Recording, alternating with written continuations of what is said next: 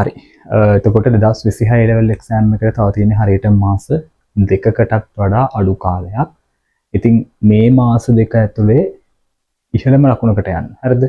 හොඳ රිසල්ට් එකක් දාගන්න කරන උදව්වක් විදිහට තමයි මේ වීඩියෝ සෙට් එක ගේන්නේ. එතකොට අපේ කලින් වීඩියෝ එකකදී මම ඔයාලට කිව්වා ඔයාලට පේපර් එකේ MCQ ටික ගොඩ දාන්න වීඩියෝ සෙට් එකක් ගේනවා කියලා. ඒතකොට ඒකේ පළවෙනි වීඩියෝ එක තමයි මේක. මෙහෙම.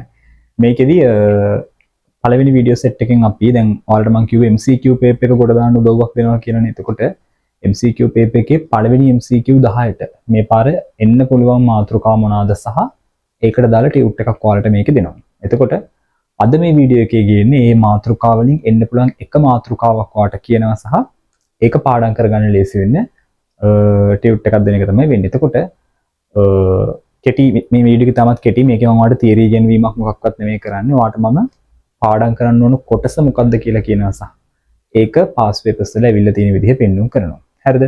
එතකොට මේ පළවෙනි වීඩියෝ එකකින් මම ඔයාලට කියන්නේ හැමදාම අහන ප්‍රශ්නයක් තමයි අර දෙවෙනි පාඩමේ සෛලීය ඉන්ද්‍රියකා සහ අනිකුත් ව්‍යුහයන් වල කොටස් වල කෘත්‍යයන් ටික. හරිද? ඒ කොටස් වල කෘත්‍යයන් ටික. එතකොට ඔයාලට මම මේ බෝඩ් එකේ දාලා තියෙන්නේ 2025 level එකේ 5 වෙනි ප්‍රශ්නේ, ඊළඟට 24 පස්වෙනි ප්‍රශ්නේ, 23 පළවෙනි ප්‍රශ්නේ, 22 තුන්වෙනි ප්‍රශ්නේ සහ 2021 තුන්වෙනි ප්‍රශ්නේ ඔය විදිහට ගෙවුණු අවුරුදු 5 තුල මේ සෛලීන්ද්‍රිකා වලින් අහලා තියෙන ප්‍රශ්න ටික තමයි මේ තියෙන්නේ.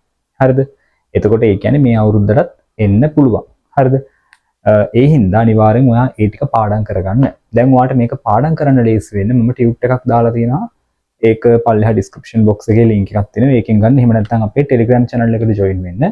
ඒකෙත් ටියුට් එක දාලා තියෙනවා. හරිද? එතකොට සෛලීන්ද්‍රිකා කොටස් ටික පාඩම් කරගන්න. ඒවේ කෘත්‍යයන් ටික මේකෙන් MCQ විතරක් නෙමෙයි ව්‍යුහගත විතරම අහනවා ව්‍යුහගත පළවෙනි ප්‍රශ්නෙට. ඒ හින්දා අනිවාර්යෙන් පාඩම් කරන්න. එතකොට අර මේකේ මම ඔයාලට පාස් පේපර් ප්‍රශ්න ටිකක් දාලා තියන්නම්. පාඩම් කරලා කරන්න තියෙන්නේ. හරිද? අර සාමාන්‍ය කෙලින්ම ප්‍රශ්න නෙමෙයි අහන්නේ. පොඩ්ඩක් පාස් පේපර්ස් ටික බලන්න. හොඳ ප්‍රශ්න අහලා තිනවා. එතකොට ඒ කියන්නේ කෘත්‍යයන් වල පොදු කෘත්‍යයන් තියෙන ඉන්ද්‍රියකා ඒ විදිහට සංසන්දනය කරන්න හොඳ ප්‍රශ්න ටිකක් තියෙනවා. හරිද? එතකොට එහෙනම් සෛලීන්ද්‍රිකා කොටස අනිවාර්යයෙන්ම පළවෙනි MCQ 10ට එන්න පුළුවන් ලොකු සම්භාවිතාවයක් තියෙනවා. ඉතින් ඒ හින්දා අනිවාර්යෙන් පාඩම් කරන් යන්න. හරිද? ඔයා දන්නවා මේ කොටස එනවා කියලා දැන පාඩම් කරන්න නැතුව යන්න එපා. MCQ එකක් කියන්නේ සම්පූර්ණ පේපර් එකේ ලකුණක්. හරිද? මේවා බෙදෙන්නේ නැති ලකුණුනේ. එතකොට ඒ හින්දා අනිවාර්යයෙන්ම මේක පාඩම් කරන් යන්න. ඔයා දැන් මොන මට්ටමේ හිටියත්, FS මට්ටමේ හිටියත්, C මට්ටමේ හිටියත්, A මට්ටමේ හිටියත්, B මට්ටමේ හිටියත්, මොකද AB මට්ටමේ හිටියට ඇත්තටම මේවා අමතක වෙලා තියෙන්න පුළුවන්. හරිද? එහෙනම් නැවත පාරක් බලන්න. ඔයා FS මට්ටමක නම් ඉන්නේ මොකක්වත්ම කරන්න හිතා ගන්න බැරි නම් මේ කියන විදිහට පාඩම් කරගෙන යන්න. එතකොට ඔයාට MCQ එකක් ගොඩ දාන්න පුළුවන්. හරිද? එතකොට දිගටම මේ විදිහට වීඩියෝ සෙට් එක ගේනවා. ඒකෙන් බලන්න මාතෘකාව. ඒ හැම එකටම ඔයාට ටියුට් එකක් දෙනවා ගොඩක් වෙලාවට. ඒකත් බලලා ඔයා පාඩම් කරගන්න. හරිනේ? එතකොට ඊට අමතරව කියන්න ඕන අපේ අවසාන අනුමාන රචනා ප්‍රෝග්‍රෑම් එක තියෙනවා. ඔයාටත් අවශ්‍ය නම් ජොයින් වෙන්න පුළුවන්. ඒකේ අපි හැමදාම රචනා, ඒ කියන්නේ අපි එක්සෑම් එකට කලින් අනුමාන රචනා 50ක් අවම 50ට වැඩි ලියන්න උත්සාහ කරනවා. 50ක් ලියනවා. ඒතකොට ඒකේ විස්තරات දාලා තියෙනවා. අවශ්‍ය කෙනෙකුට ජොයින් වෙන්න පුළුවන්. ජොයින් වෙලා හැමදාම දිගටම පාඩම් කරන ගමන් ටයිමින් වලට එසේ ලියන්න පුරුදු වෙන්න පුළුවන්. හරිනේ? එහෙනම් සෛලීන්ද්‍රිකා කොටස් ටික පාඩම් කරන්න වාට උපරිම එක දවසක් ඇති. හරිද?